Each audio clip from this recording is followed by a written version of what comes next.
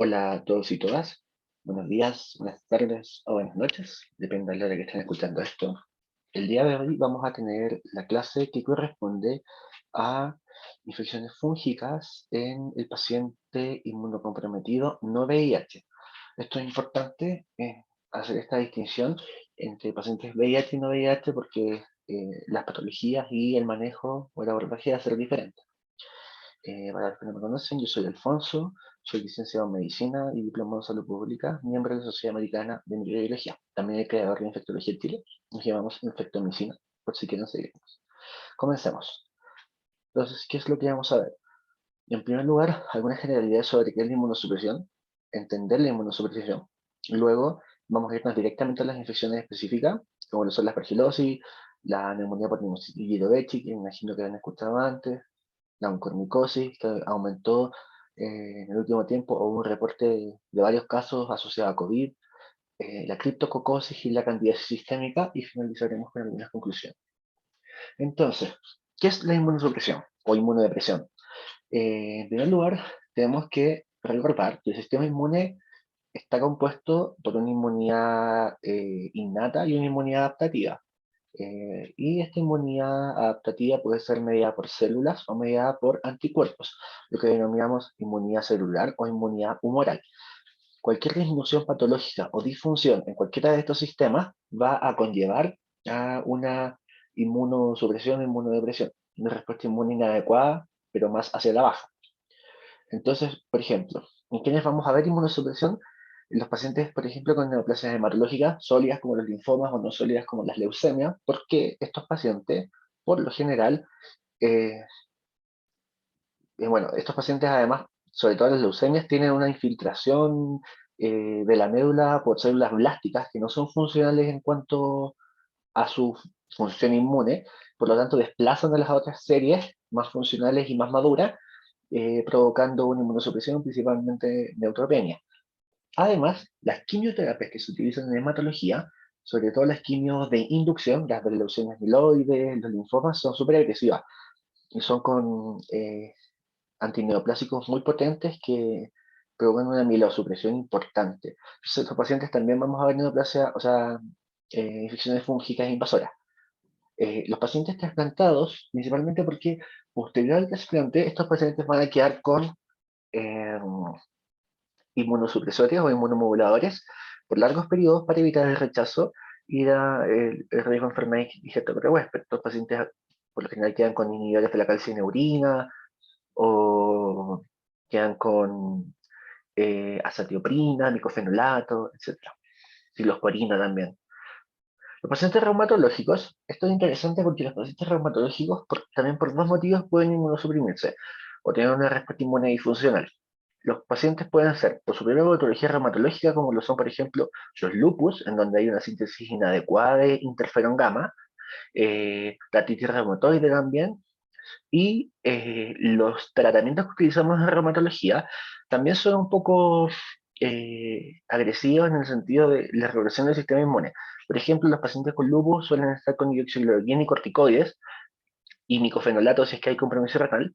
eh, y los corticoides siempre tenemos que usar la dosis más baja, pero pueden inmunosuprimirse. Y los pacientes con artritis reumatoide por lo general están con metotrexato, pueden usar anakinra. Entonces, esto va asociado también al uso de biológicos. Por ejemplo, también se usa o utiliza biológicos como lo son el rituximab, ¿cierto? Que es el más conocido, canakinumab, ixekizumab, entre otros biológicos que también van a provocar eh, una inmunosupresión.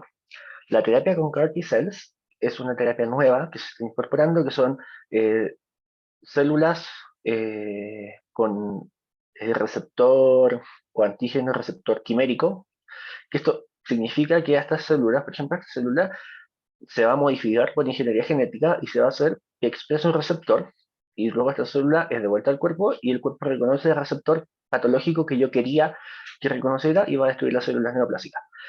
Y también las inmunodeficiencias primarias, que se ven principalmente en niños, como lo son las hipogammaglobulinemias mono o policlonales y algunas patologías asociadas con eh, una disfunción del estallido respiratorio de los neutrófilos.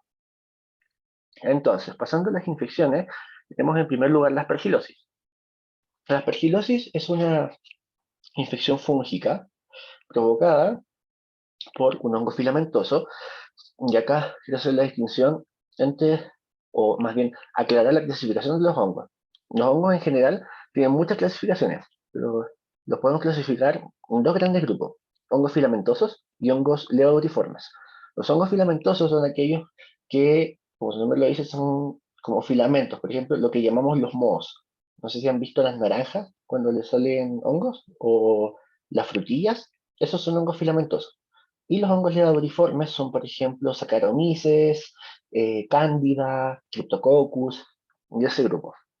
Dentro de estos hongos filamentosos tenemos Aspergillus, y Aspergillus existen muchas especies, pero la más comúnmente aislada es Aspergillus fumigatus. Ahora, ¿de qué depende la forma de presentación de la aspergilosis? Va a depender del grado de compromiso del sistema inmune. Y esto tiene que ver porque, según la respuesta del sistema inmune, el sistema inmune puede hiperresponder, responder circunscribiendo la noxa, o bien no responder casi nada, y Aspergillus avanza y provoca una aspergilosis que llamamos pulmonar angioinvasiva o invasiva, o directamente extrapulmonar diseminada. Lo que les decía, entonces cuando tenemos una respuesta inmune que es adecuada, se produce una respuesta de hipersensibilidad al aspergillus, que puede provocar una aspergilosis, un asma, o síntomas alérgicos. Cuando la inmunidad va disminuyendo, lo que hace el organismo es circunscribir la noxa y produce un aspergiloma. Y ya cuando tenemos una inmunodeficiencia severa, aspergillus avanza y produce la aspergilosis pulmonar angioinvasiva o extrapulmonar, principalmente del sistema nervioso central. ¿De qué va a depender el riesgo de aspergilosis? Bueno, hay ciertas patologías que tienen más o menos riesgo de cursar con infecciones fúngicas invasoras. Por ejemplo, tenemos que pacientes con tumores sólidos, eh, trasplantados renales, linfoma de Hodgkin y mieloma múltiple, tienen un bajo riesgo de hacer aspergiloma, perdón, aspergillosis pulmonar angioinvasiva, y este riesgo aumenta, por ejemplo, a un riesgo intermedio en síndromes mielodisplásicos, leucemia linfoide crónica, leucemia amiloide, cuando está en fase de consolidación, de igual modo en la leucemia linfoblástica aguda, y pacientes trasplantados, como habíamos mencionado anteriormente. Y ya pacientes que tienen un muy alto riesgo o alto riesgo de cursar con aspergilosis son aquellos que cursan con enfermedades granulomatosas crónicas, trasplantes halogénicos, con enfermedad de injerto contra huésped, trasplante pulmonar o de corazón. Y lo que les decía de las leucemias, en la fase de inducción de la quimioterapia, son bien agresivas.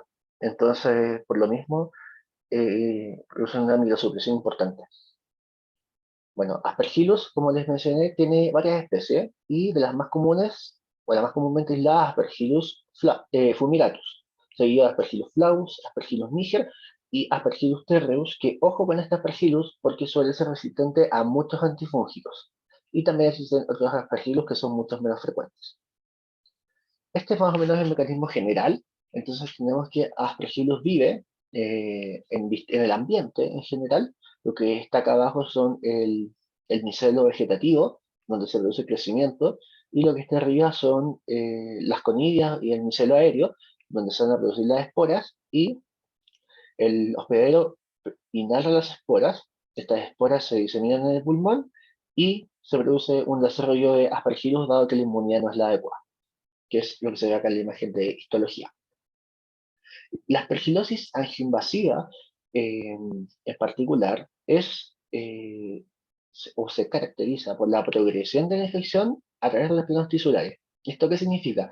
Que la infección va más allá del parénquima pulmonar propiamente tal, y comienza a avanzar hacia los vasos sanguíneos y produce infarto y necrosis. Este fenómeno de invasión vascular, infarto y necrosis de un hongo filamentoso lo vamos también a ver en mucormicosis, que lo veremos más adelante. Pero esto se produce porque las células se unen a componentes de la pared de los vasos, y la membrana basal, que está hacia el exterior de los vasos, del endotelio, produciendo la infiltración de este hongo. Y dado que va a estar el hongo presente, va a obstruir, generar isquemia, infarto de todos los territorios que invaden. ¿Cómo vamos a hacer el diagnóstico de una aspergilosis angioinvasiva? Tenemos tres posibilidades. Una aspergilosis angioinvasiva probada, es decir, que está confirmada, una probable aspergilosis angioinvasiva o una posible aspergilosis angioinvasiva. Esto va a depender de los criterios del hospedero, clínicos y microbiológicos. En los criterios del hospedero, bueno, en primer lugar, cuando tenemos una aspergilosis probada es porque está confirmada por histopatología. Los hongos tienen ciertas características de su hifa, sus conidias, que nos van a permitir identificarlo. Ahora, ¿cuándo voy a tener una probable aspergilosis angioinvasiva? Pacientes con algún factor de riesgo, como los que están señalados acá, especialmente los pacientes neutropénicos, que tengan clínicamente una lesión nodular en el pulmón, signo de la creciente aérea, que lo vamos a ver en una imagen, o cavitaciones, y que además tengan un cultivo microbiológico positivo para aspergillus, eh, una citología o una observación directa con hidróxido de potasio, por ejemplo, o que tengan galactomanano, que lo vamos a ver también. El galactomanano es un antígeno que se produce de la pared celular de los aspergillus, que es más específico de aspergillus que de otros hongos, está casi exclusivamente en este género, y nos va a indicar en sangre la presencia de aspergillus. Y también que tengan positivo un beta 1,3 de glucano, que también es un antígeno de la pared de hongos que es general. Entonces, si tengo estos tres criterios, probablemente sí es una aspergilosis angioinvasiva. Y ahora, ¿cuándo va a ser posible? Cuando tengo factores del hospedero, más bien factores de riesgo, y una clínica sugerente, pero sin diagnóstico microbiológico. ¿Qué vamos a solicitar o cómo vamos a hacer el diagnóstico de laboratorio de la aspergilosis? El gold standard siempre va a ser el cultivo, porque voy a demostrar empíricamente que eh, estoy viendo el hongo. Creció y se desarrolló a partir de una muestra, que generalmente son lavas bronquialveolares, por ejemplo. eh, Estoy viendo que hubo desarrollo de aspergillus. Entonces, este aspergillus se cultiva, se observa al microscopio y se determina, bueno, qué tipo de hongo es. El beta-glucano, como les decía, es un polisacárido que forma parte de la pared celular de los hongos, de varios hongos, excepto de mucor, los mucorales y Cryptococcus. Entonces, el beta-glucano lo puedo solicitar o va a estar presente en sangre, en lavado bronquialveolar, donde esté el hongo o parte de él, y la detección de este antígeno es sugerente de la presencia de un hongo. Puede ser tanto levadura como hongo filamentoso, pero excepto estos dos géneros. El galactomanano es un componente de la pared celular solo de los aspergillus, es un marcador de aspergilosis, y bueno, ¿cómo se va a determinar? También puede tomarse la muestra de lavado bronquialveolar o bien desde sangre y se mide en el laboratorio mediante densidad óptica que, del equipo, que un punto corte todavía no se determina bien, pero se considera un resultado positivo sobre 1.0 de densidad óptica, algunos consideran 1.5. Y la PCR obviamente va a aumentar la estrategia diagnóstica porque les voy a amplificar los ácidos nucleicos del hongo y recordar que los hongos son organismos eucariontes, a diferencia de las bacterias que son procariontes. Y si tengo dos PCRs consecutivas positivas para un aspergillus, es aspergilosis. Si tengo los demás criterios, obviamente. Ahora también la PCR tiene otras ventajas, que es que nos va a permitir no solo identificar género y especie, sino también ver la presencia de genes de resistencia a los antifúngicos, que estén expresados o no expresados. En cuanto a la imagenología, hay dos signos que son bien característicos, que son el signo del halo y el signo de la creciente aérea, que los podemos ver tanto en radiografía como en tomografía computarizada. El signo del halo lo vamos a ver mejor para explicarlo. Es una zona de baja atenuación eh, de rayos X, o más bien una zona un poquito más hipodensa, con más en vidrios merilados, que está alrededor de una región más hiperdensa. Este signo lo podemos ver acá también, por ejemplo, es el signo del halo y es muy sugerente de aspergilosis, y si estamos en el contexto clínico adecuado, también lo vamos a ver. Acá se ve mejor, por ejemplo, ¿cierto? Una región más hiperdensa, incluso acá adentro podemos ver un poquito ya de crecente aérea y una zona más en vidrio esmerilado alrededor. El signo de la creciente aérea es eso, una como creciente aérea. Tenemos entonces este nódulo pulmonar acá hacia el segmento apical del lóbulo superior izquierdo y tenemos una región que se ve más radiolúcida, que corresponde al aire que se produce, dado que, como les dije, esta aspergilosis, perdón, angioinvasiva invade los vasos sanguíneos, entonces necrosa el tejido, se produce necrosis, se desprende, se retrae el parénquima y se produce la creciente aérea. Acá lo vemos mucho mejor, un signo de la creciente aérea. Incluso vamos a ver un poquito de vidrio esmerilado por acá. Esto también es muy sugerente de aspergilosis. Ahora, ¿en quiénes vamos a sospechar una aspergilosis? Podemos sospecharlo ya sea por eh, manifestaciones clínicas o por imagenología. Principalmente vamos a sospecharlo en pacientes neutropénicos, especialmente neutropénicos, que presenten fiebre, dolor pleurítico, hemoptisis y disnea. Esta constelación de manifestaciones es sugerente de aspergilosis. Y en cuanto a la imagen, cuando tengamos lesiones nodulares únicas o múltiples, con condensaciones parchadas y los signos característicos que vimos que son la creciente aérea y el signo del halo. Ahora vamos a hablar un poquito de antifúngicos, que nos va a servir para todo lo que queda de la presentación. Bueno, los antifúngicos también son un grupo de antimicrobianos que su función es inhibir el crecimiento o atacar a hongos. Y de estos los podemos clasificar de diversas maneras y una forma es por su mecanismo de acción. Tenemos, por ejemplo, los inhibidores de la síntesis de ergosterol, donde tenemos a los azoles, ¿cierto? Característicamente fluconazol, y las alilaminas. Tenemos a los desestabilizadores de membrana, donde están los polienos, inhibidores de la síntesis de ácidos nucleicos, la flucitosina, inhibidores de la mitosis fúngica, porque dijimos que era eucarionte, la grisofulvina y los inhibidores de la síntesis de la pared celular, las equinocandinas, como lo son fungina, caspofungina o micafungina. Y acá los podemos ver, entonces tenemos los polienos, clásicamente, yo creo que lo han escuchado antes, la anfotericina B, que viene en muchas formas.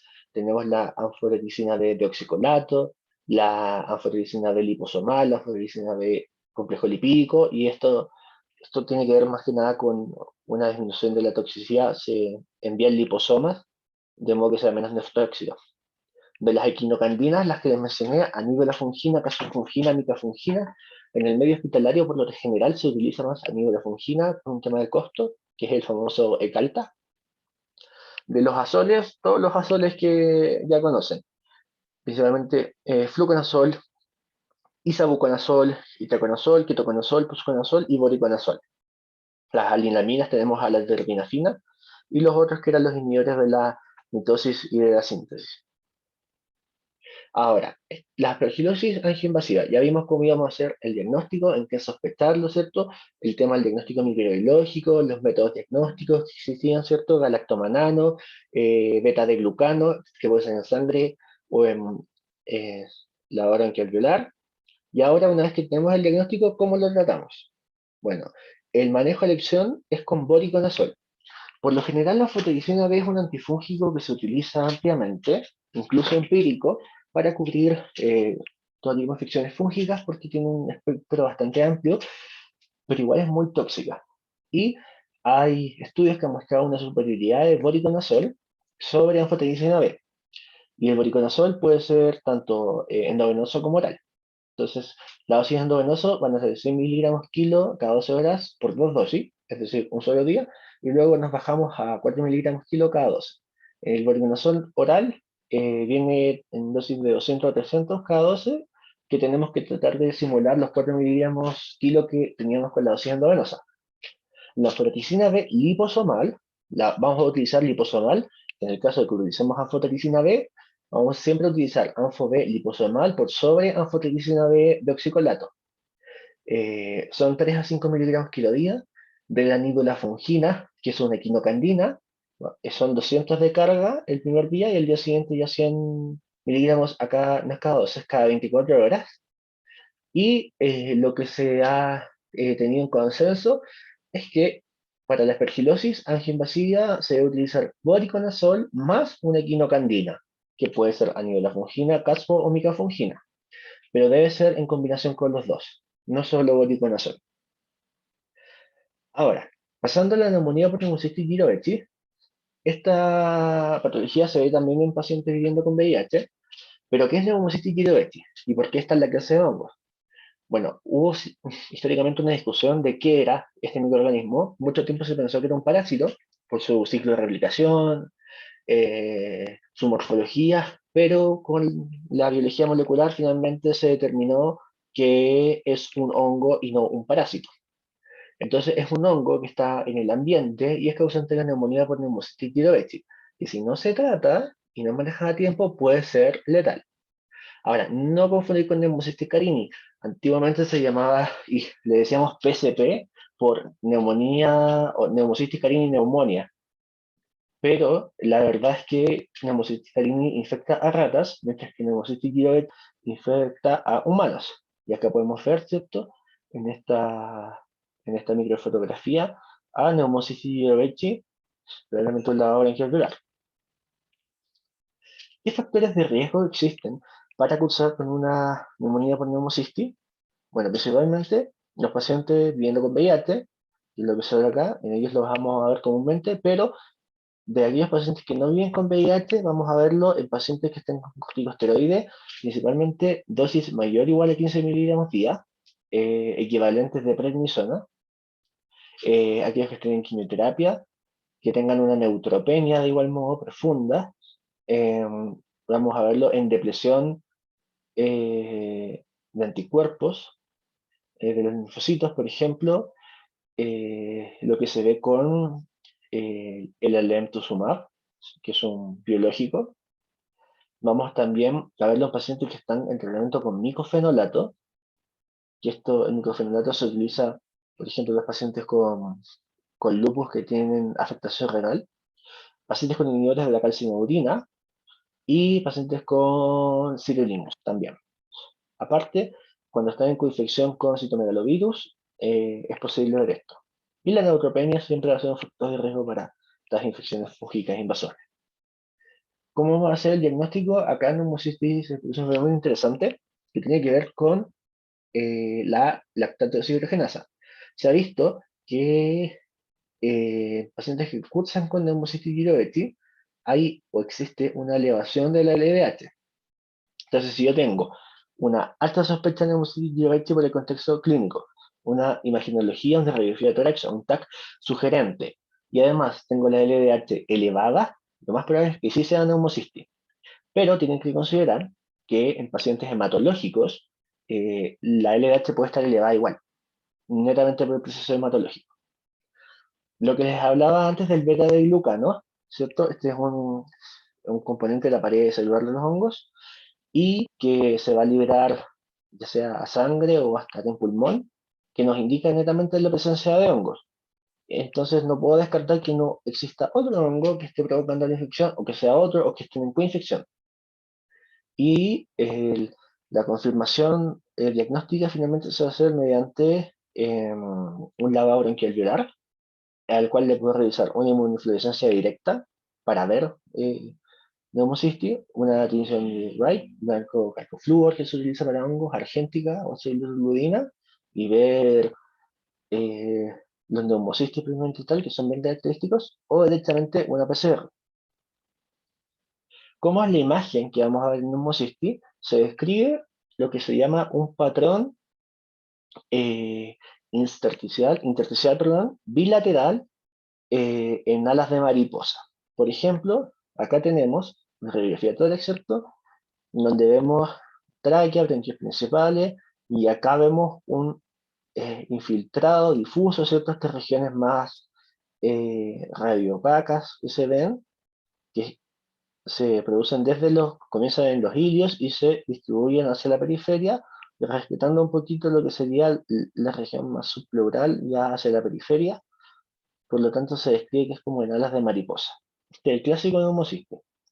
Y en la tomografía lo que vamos a ver es un patrón que se llama crazy pavement, donde lo que se ve es un vidrio esmerilado, difuso, con engrosamiento reticular septal o interlobulillar, y zonas de quísticas, principalmente centrocinares o centrolobulillar. ¿En qué vamos a sospechar una neumonía por neumocitis diabetes? En pacientes que estén inmunosuprimidos, ¿cierto?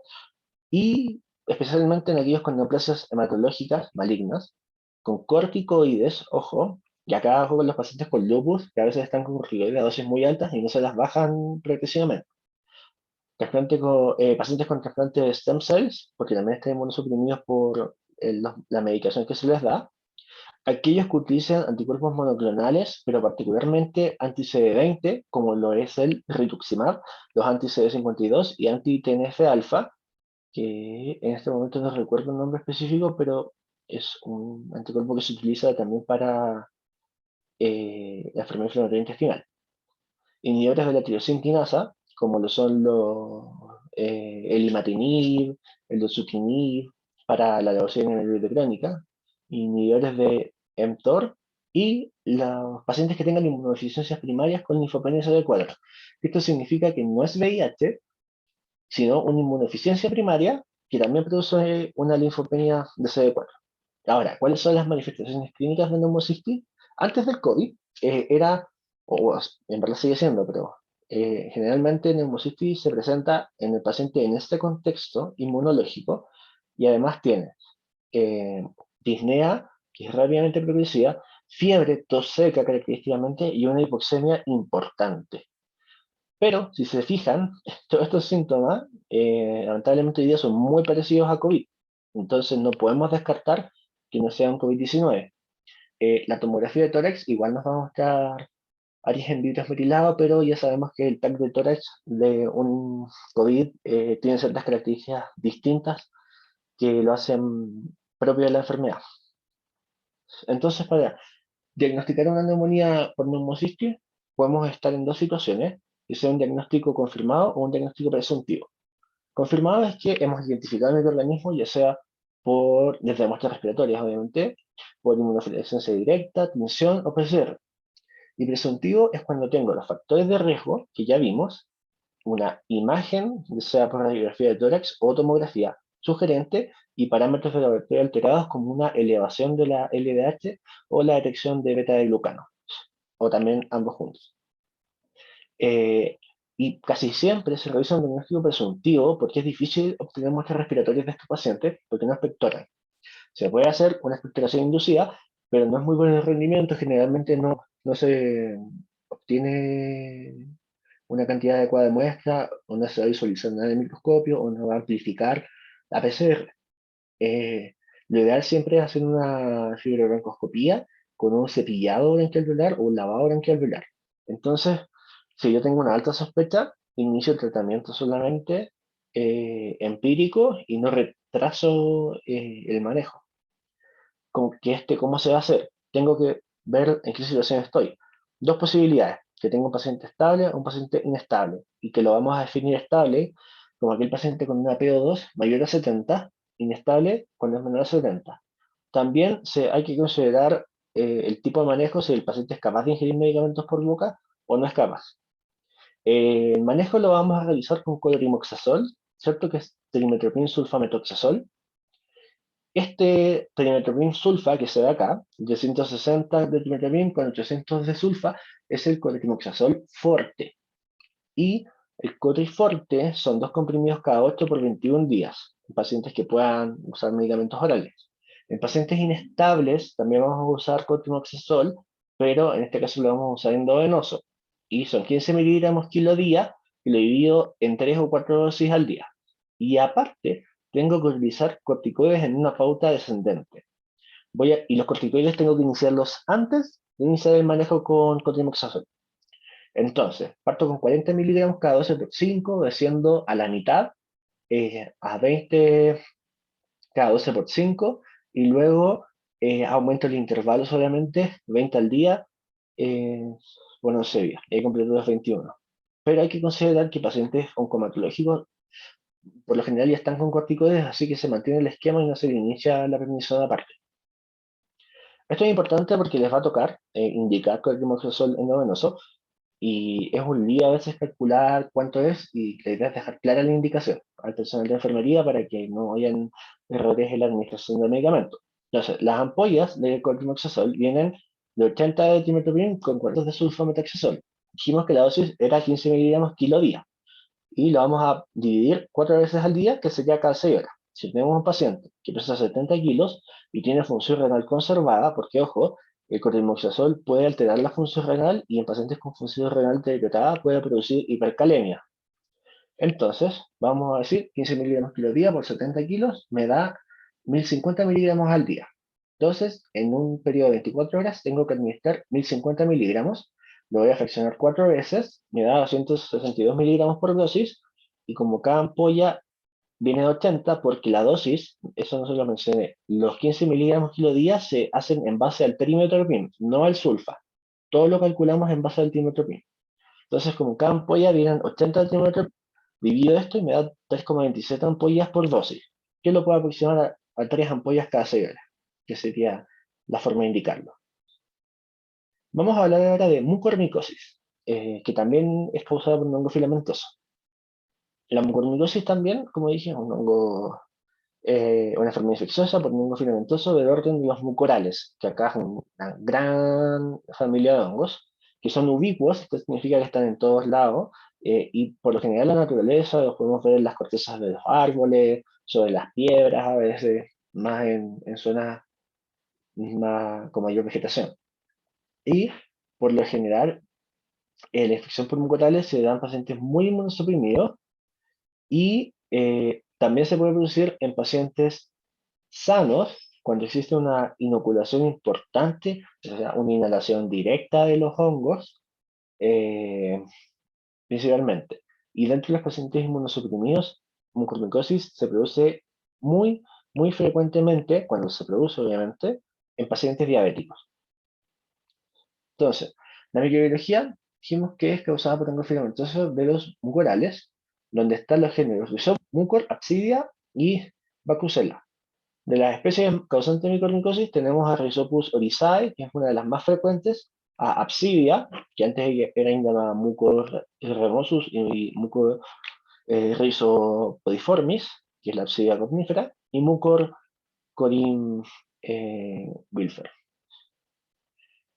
¿Qué causa mucormicosis? La verdad es que de las infecciones fúngicas, yo creo que esta es la más terrible, porque si no se detecta a tiempo, de verdad los resultados son devastadores. Los pacientes no sobreviven, y de las mucormicosis que he visto, ningún paciente sobrevivió.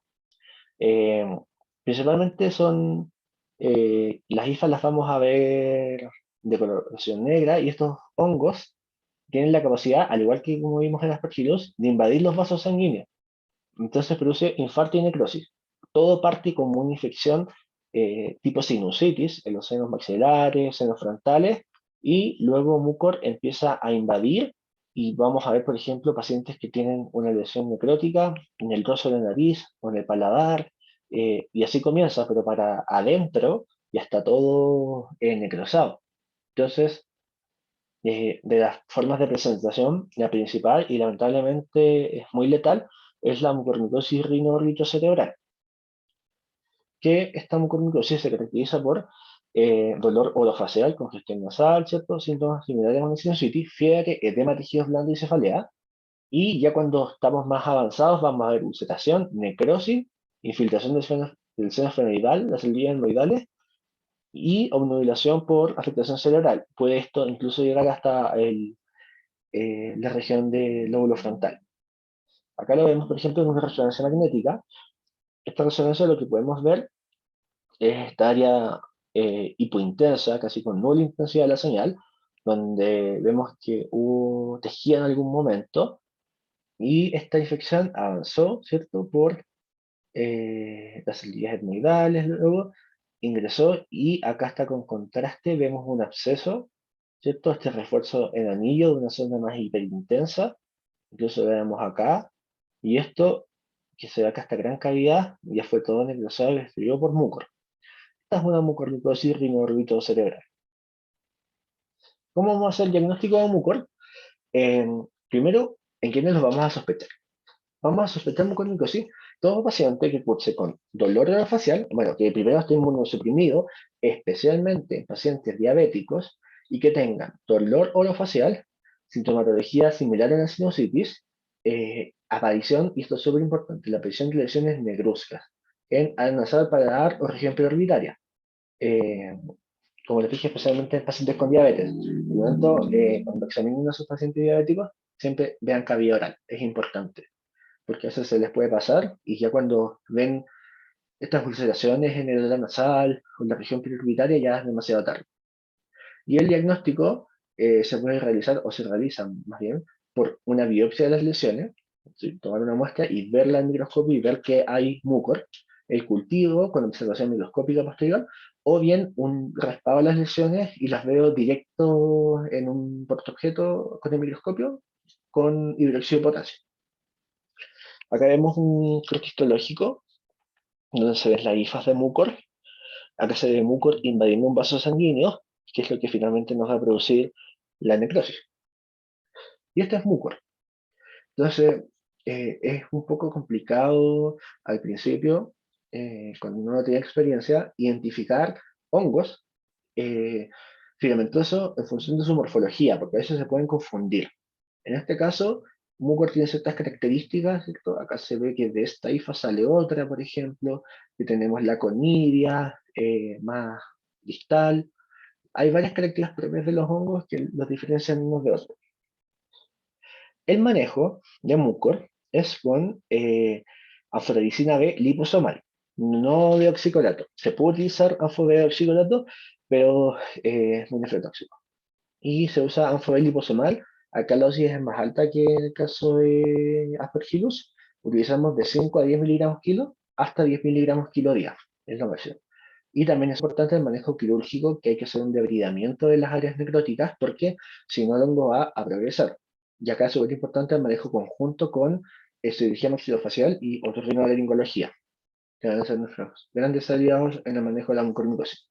Y si yo ya no lo trato a tiempo, la verdad es que la mortalidad es elevadísima, casi todos los pacientes fallecen.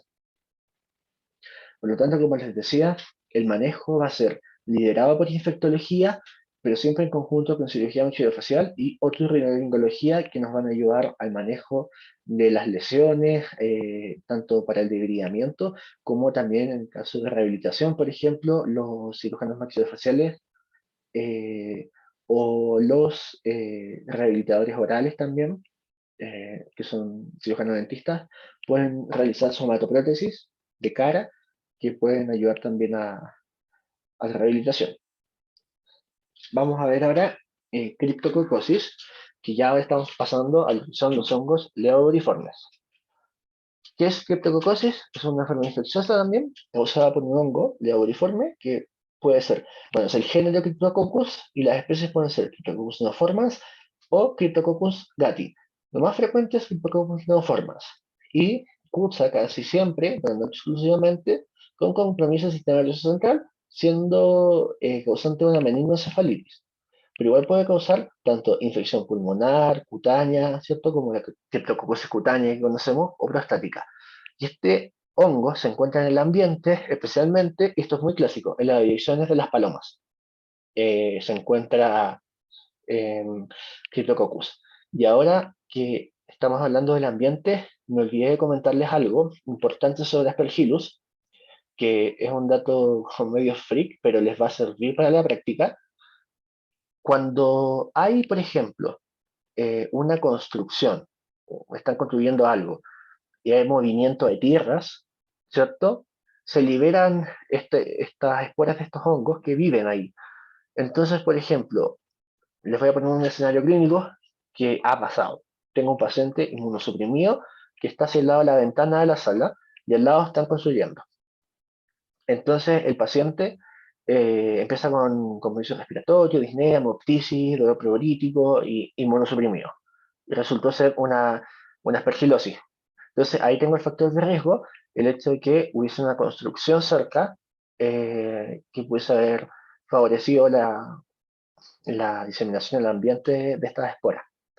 Entonces, sospéchalo, porque pasa a veces, estos pacientes están cerca de una construcción y se infectan. Entonces igual preguntan a veces, no sé, en su casa están construyendo algo o trabajan ustedes en algo relacionado con la construcción o movimiento de tierras que les pueda ayudar en la amnesia. Cuanto al criptococo, dijimos que era un hongo lauriforme y la característica de este criptococo es que tiene una cápsula. Y esto es bien característico. Esta cápsula polisacaria que se ve acá, bueno, y acá se ve cómo está germinando otra levadura. ¿Cómo lo vamos a ver? Esto es una tinta china, una tinción de tinta china con un líquido cefalorraquídeo. Y vamos a ver siempre la levadura con la cápsula. Pero, aunque es muy infrecuente, pueden haber Cryptococcus sin cápsula, que una sola vez lo he visto. Pero pasa, y a veces se confunden con contaminación, pues, con cándida, pero no, son criptococos. Y los clasificamos según sus serotipos. A corresponde a Cryptococcus grui, B y C son Cryptococcus gatti, y D, que es el más común, es Cryptococcus neoformas. Y acá también se puede ver el cultivo en Nagar Saburo. ¿Cómo se van a manifestar criptococo? Como les dije, lo principal es la afectación del sistema nervioso central y el curso de esta enfermedad suele ser más subagudo, un inicio no tan larvado, pero sí más lento, que puede cursar con fiebre, cefalea, principalmente cefalea progresiva, y cefalea que cursa además con fotofobia, sonofobia, pero que es progresiva más, y crónica. Bradypsiquia, alteraciones en el comportamiento, disfunción de pares craneales, y esto es súper importante, signos de hipertensión intracraniana, que imagino ya los conocen.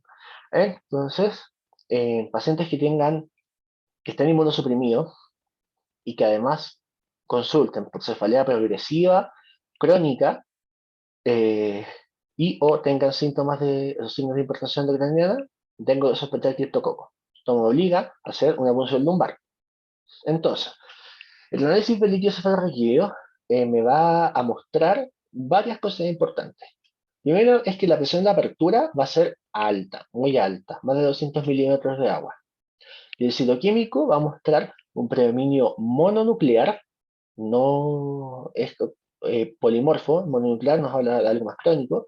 La glucosa va a estar disminuida y las proteínas elevadas porque hay inflamación. Y cuando yo haga la PL, al líquido cefalorraquídeo tengo que solicitar una observación directa con tinta china para ver los criptococos, ¿cierto? Como los vimos. El antígeno para criptococo, que esto se hace puede ser con látex, una técnica de aglutinación con látex, una PCR o un cultivo para hongos y después observación microscópica en la casa seguro.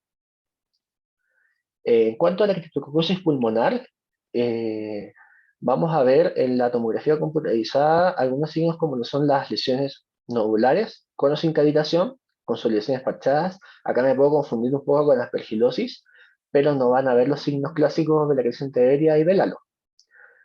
Adenopatías mediastínicas y derrame pleural.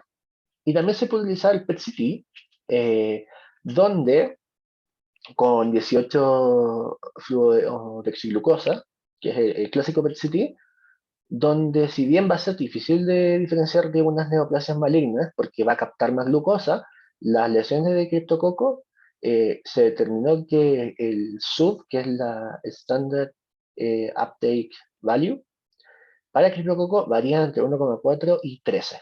Esto es una unidad que se utiliza en medicina nuclear.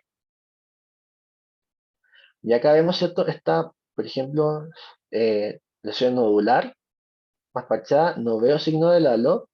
Veo también unas lesiones nodulares acá, otra acá, otra acá, otra acá, otra acá. Veo derrame pleural, bilateral. Entonces, bueno, y aparte que tiene una telangiectasis aórtica importante. Esto es sugerente de una criptococosis. Lo mismo que vemos acá, este es un MIP del TAC. La lesión acá, vemos aquí también, lesiones nodulares. También me deben hacer sospechar de criptococosis. Y lo que les dije, el PET-CT, tenemos esta lesión que no queda muy claro qué es. De hecho, tiene un poquito de artefacto el TAC, probablemente el paciente estaba un poco médico, pero en el PET-CT vamos a ver que brilla. Y en cuanto a el compromiso neurológico, hay veces que no vamos a observar nada en el TAC, y en la resonancia quizás tampoco, pero sí se suelen ver algunos cambios discretos. Por ejemplo, esta resonancia cerebro, en FLAIR vemos que hay un poquito más de aumento de la intensidad de la señal, la parte más posterior de los ganglios basales, y acá lo vemos mucho mejor en un T2, donde va a brillar el líquido, ¿cierto? O lo que tenga contenido más líquido, se ve esta lesión hiperintensa. Acá lo vemos en difusión, que capta la difusión, o sea, ahí se ve hiperintensa la difusión y tiene correlato en ADC, pero no significa que sea neoplásica.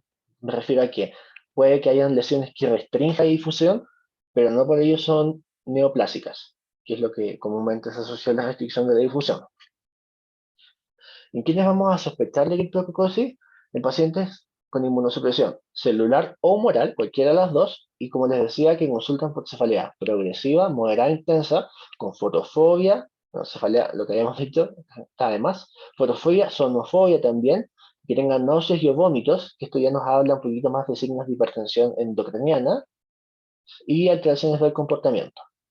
Eh, Estos signos y síntomas en pacientes inmunosuprimidos deben hacernos sospechar de criptococosis y nos obligan siempre a hacer una punción lumbar. El manejo de la criptococosis es bien interesante porque se realiza en tres fases: una fase de inducción, una fase de consolidación y una fase de mantenimiento. La fase de inducción es con anfotericina B liposomal, también por la nefrotoxicidad, de 3 a 4 miligramos kilo día, más 5 fluoxetosina, 100 miligramos kilo día.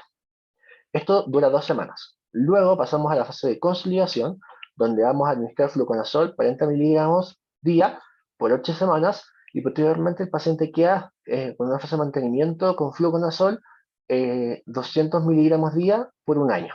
Es largo el tratamiento, pero si no, la infección puede volver y lo hace más complicado. Ahora, si yo no tengo Anfover liposomal en mi servicio, puedo utilizar anfotericina B doxicolato a una dosis de 0,7 a 1 miligramo kilo día, eh, pero ojo acá que les decía que es súper nefrotóxica porque pasan muchos procesos en el riñón con la anfotericina B doxicolato, pero algo súper importante es que produce hipocalemia. Entonces, si ustedes van a iniciar anfotericina B doxicolato, tienen que tener un control de electrolitos seriado, porque no se les vaya a pasar una hipercalemia y luego ya el paciente cae en paro, y no es la idea. Y por último vamos a hablar de la candidiasis sistémica, que la candidiasis sistémica o candidemia corresponde a la infección por cándida, el género cándida en el tracto sanguíneo, que puede ser invasora o no. Y la candidiasis sistémica es una de las infecciones fúngicas invasoras más frecuentes en pacientes inmunosuprimidos, principalmente neutropénicos. También se ve mucho en pacientes hospitalizados en unidades de paciente crítico, eh, y en aquellos pacientes que tienen dispositivos invasivos intravasculares como catéter venoso central, ya sea de hemodiálisis o de no hemodiálisis. Y algo que les quiero mencionar que es súper importante, dentro de las especies de cándida, que hay muchas, hay una que se llama Candida auris, que es una emergencia de salud pública porque Candida auris es resistente a muchos antifúngicos, entonces nos quedamos sin opciones. La mejor medida de manejo de la Candida auris es prevención, lavado de manos, mantener el adecuado contacto con el paciente, lavado de manos cuando llego al servicio, antes de atender a mi paciente, después de atender a mi paciente, uso de elementos de protección personal cuando es indicado. Entonces, todo eso nos va a ayudar a permitir evitar la diseminación de Candida auris porque de verdad son muy difíciles de manejar. ¿Cómo se ve Cándida? Dijimos que era un hongo ledauriforme no encapsulado, a diferencia de Cryptococo, que es un hongo ledauriforme también, pero tiene cápsula. Y acá algo interesante es que Cándida forma pseudohifas. Y les voy a contar una anécdota que me sucedió en algún momento cuando me roté por ginecología. Una paciente, nacional extranjera, con estatus inmunológico desconocido, consulta por síntomas de hito, disuria, tenesmo vesical, por la Curia y se manda una orina completa con sedimento y el tecnólogo informa la presencia de pseudohifas en, en el, en el sedimento. Entonces, la paciente estaba embarazada, tenía unas 25 semanas, ahí la discusión fue si iniciar o no fluconazol, porque no estábamos seguros si es que era contaminación o no. Finalmente, el cultivo llegó y resultó ser una cándida parapsilosis. Entonces, ojo que las cándidas, o cuando les mencionan que ven pseudohifas, es muy sugerente de infección por cándida. Y en el agar, que es muy bonito, así como estrellado, esto es un agar sangre, así se desarrolla cándida. Y al microscopio las van a ver así, pero por favor no digan que son cocáceas gram positivas, porque las confunden. La gran diferencia, aparte que, bueno, también se tiñen con tinción de grama estos hongos, no por el mecanismo clásico que conocemos, pero se van a poder ver si usamos un gram o azul de metileno, pero son mucho más grandes, son ovaladas, se puede ver el tubo germinativo, no son cocáceas gram positivas, estos son levaduras. ¿Ya? Es súper importante hacer esa diferencia porque a veces informan cocáceas tan positivas y nunca fueron, eran levaduras. Entonces, para la candidemia lamentablemente no hay como manifestaciones clínicas específicas o signos muy específicos como lo vemos en otras infecciones inmunológicas, o sea, infecciones fúngicas, perdón. Pero también lo vamos a ver en pacientes inmunosuprimidos neutropénicos y que presenten, ojo con esto, esto sí es sugerente, fiebre refractaria, que no responde a antibióticos, obviamente porque es un hongo, y en pacientes que además estén con larga estadía en UPC. Cuando se toman hemocultivos en sospecha de infección del tracto sanguíneo y sale una cándida, nunca tengo que considerarlo como un agente contaminante. Así como no salió una cándida, es contaminación. No, busquen el foco, la infección. No es normal que haya colonización por cándida en los catéteres. En cuanto a las especies de cándida, existen muchas especies. Algunas de las que existen son la más común y la más frecuente, que yo creo que todos conocen, Candida albicans. Tenemos a Candida galbrata, Candida tropicalis, Candida grusei, Parapsilosis dubliniensis y Candida auris. Y un método interesante para poder diferenciarlas es un agar, un medio cultivo que se llama cromocándida, que cada especie se va a ver de una morfología y color diferente en el agar. Por ejemplo, las cándidas albicans se ven celestes, de bordes redondos, acá se ven como eh, papiladas, ¿cierto? Como un huevo. Las vetas son colonias también circulares pero blancas y así. El cromocándida orienta bastante. Ahora, ¿qué factores de riesgo se asocian a cada especie de cándida? A albicans, la verdad es que la vamos a ver en todos lados porque es la especie más común y más ampliamente distribuida. Candida galbrata la vamos a ver en pacientes diabéticos, con cáncer y con neoplasias hematológicas. Acá siempre hay que pensar en Candida galbrata. Y galbrata suele ser resistente a fluconazol. Entonces, si tengo un paciente con sospecha de candidemia, que es un paciente con cáncer diabético o alguna neoplasia hematológica, tengo que considerar iniciar un antifúngico de mayor espectro, que lo vamos a ver. La cándida parapsilosis está asociada a pacientes que están en larga estadía en UCI o infecciones relacionadas a catéter. Candida krusei en pacientes que se encuentran con profilaxis con azoles o neoplasias hematológicas y en tratamiento con corticoides, y Candida tropicalis también neoplasias hematológicas y tratamiento con corticoides. El diagnóstico, el gold standard siempre va a ser el cultivo. Eh, los hemocultivos que demuestren la presencia de Candida van a ser el diagnóstico, y los hemocultivos suelen ser positivos en un 70 o un 80% de los casos, que este valor puede aumentar si yo utilizo métodos automatizados para la incubación, como lo son, por ejemplo, el Bactarer. El beta-glucano, como habíamos dicho, es parte de la pared de los hongos, por lo tanto, es un método indirecto que si yo detecto beta-glucano en sangre, me indica la presencia de un hongo y tiene una sensibilidad más o menos del 68%. De relación, el antígeno manano, anticuerpo antimanano, eh, tiene una sensibilidad del 59%, pero una especificidad muy alta, del 97%. Y la PCR en sangre tiene una baja sensibilidad, como el 59%, y una sensibilidad moderada para calidosis invasiva más o menos de un 69%. Ahora, con los hemocultivos, una desventaja es que se demoran aproximadamente para dar positivo o hacer el diagnóstico 5 días. Y eso me retrasa el tiempo de tratamiento. Pero existe un método que se llama T2 Candida, que es un método de biología molecular, que a partir de una muestra de sangre completa, lo paso por el T2 Candida y en 3 a 5 horas tengo un resultado de la especie específica de Candida a la cual corresponde. A diferencia de los homocultivos, que siempre hay que tomar 6, ojo, se demoran de 1 a 5 días eh, para desarrollarse y luego una 48 horas en el cultivo para su identificación.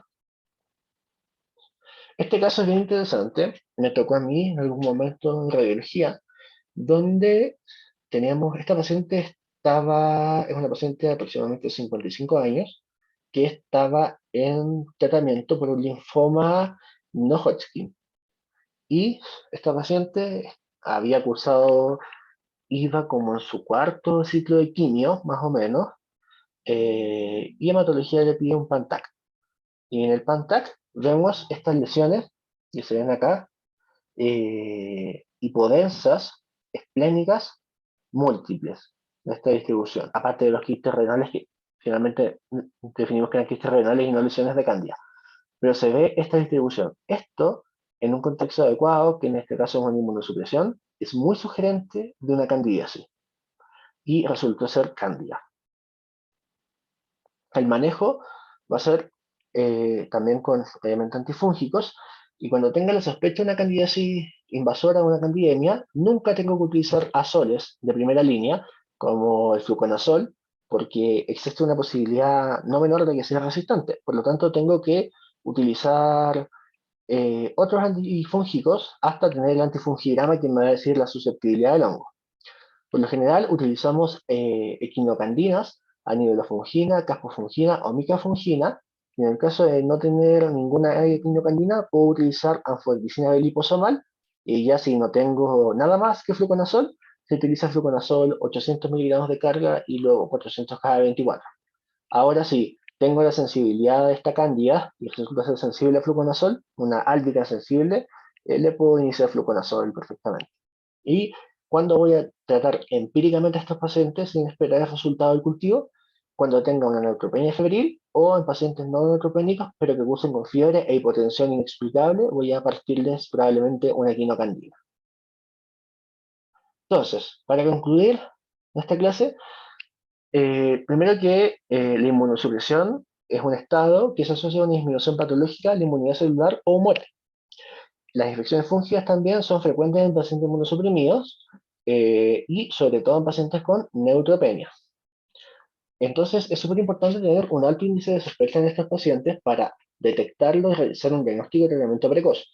Por ejemplo, vimos que la mucormicosis, si yo la diagnostico tardíamente, la mortalidad es casi del 100%. Por lo tanto, un retraso en el tratamiento puede evolucionar hasta un resultado fatal. Y como les mencionaba, la mucormicosis cerebral es una emergencia infectológica. Y tengo que ahí yo mover todas mis redes, llamar al patólogo, que va a mandar una muestra, llamar al otorrino, al maxilofacial, a todo el mundo que se coordine para el manejo de esta patología. Porque si llego tarde, ya no hay mucho que hacer. Entonces, requiere un diagnóstico y un manejo interdisciplinario inmediato. Bueno, esa ha sido la clase de infecciones fúngicas. Espero que no se hayan aburrido. Es una clase un poco densa, un tema largo y bueno, vimos algunas de las infecciones fúngicas porque en verdad son muchas las que existen en estos contextos. Entonces, vimos las principales y quizás a las que se han enfrentado más comúnmente en su práctica clínica. Cualquier duda pueden consultar, no hay problema con ello.